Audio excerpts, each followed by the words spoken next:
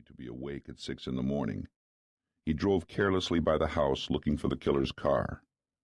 The sun had not yet risen, but the gray light warned of its immediacy. In Vietnam, the Marines had called it first light. For Devlin, it was a secret time, a valley hidden in the rush of Detroit's day. He had learned its use from the Viet Cong. It was their favorite time to attack, a time when they could see and not be seen, kill and not be killed. First light belonged to the hunter. As Devlin slowed his dark blue Chevrolet to a stop, he searched the house's driveway. He was looking for a new black Mercedes-Benz with Alabama plates.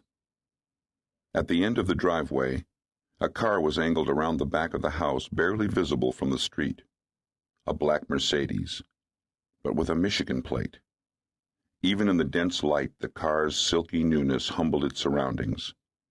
A curly telephone antenna rose from the top of the rear window.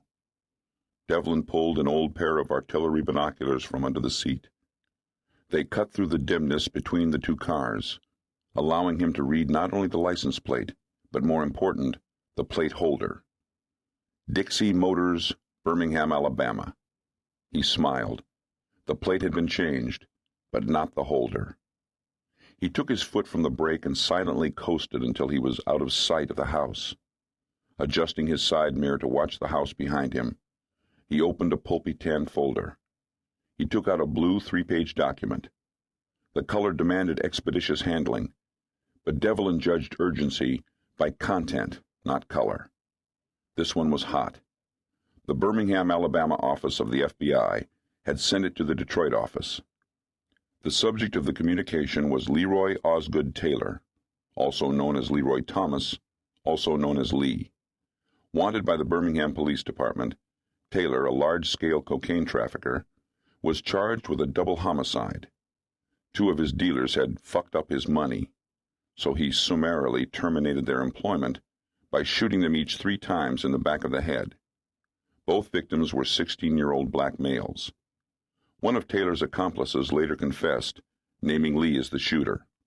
He also told the Birmingham police that immediately after the murders, Lee had fled to Detroit, leaving a telephone number where he could be contacted. Taylor had reasoned that he could easily hide in Detroit's lush forest of dope dealers and murderers.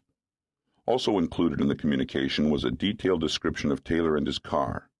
A mugshot was enclosed. The last paragraph was captioned, Leads.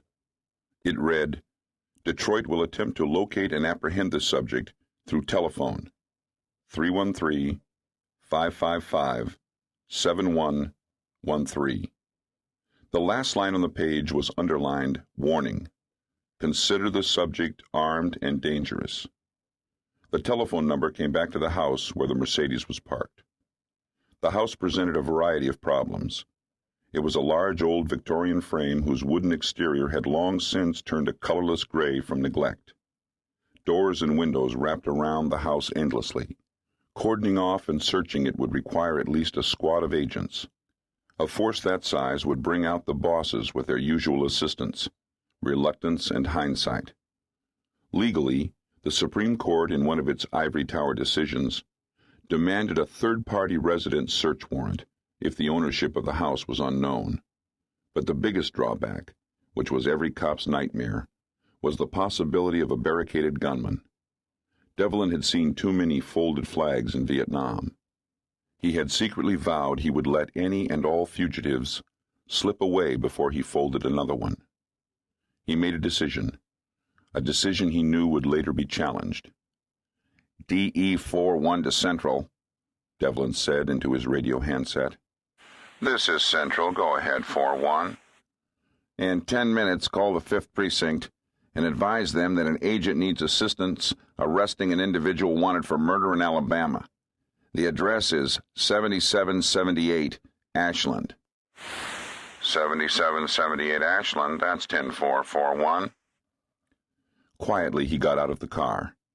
Without shutting the door completely, he closed it far enough to extinguish the interior lights.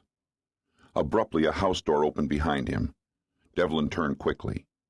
An older black man wearing freshly pressed tan work clothes came out on the porch for the morning paper.